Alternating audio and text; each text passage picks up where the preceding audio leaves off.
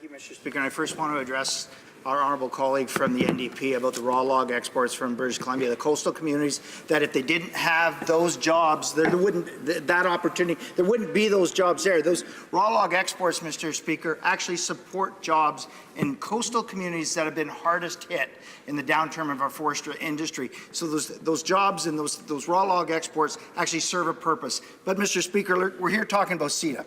And through you to our honourable colleague across the way, I'd like to ask the honourable colleague, this Liberal government has been talking to Atlantic provinces about the CETA investment fund for Atlantic provinces that are hardest going to be, will have to adjust some of their techniques and their processing techniques.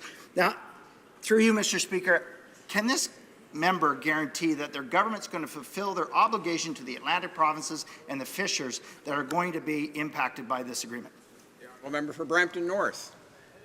Thank you, Mr. Speaker.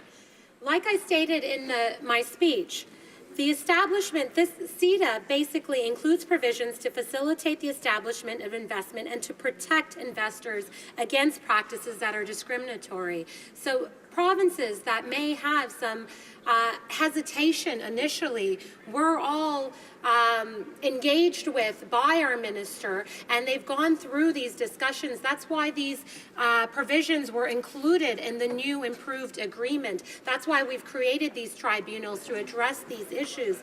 And once again, I can't stop mentioning the fact that the EU is a market of 500 million consumers, 500 million consumers that we as Canadians can export to. This is a great victory for Canadian businesses, and it should be seen as such. Thank you, Mr. Speaker.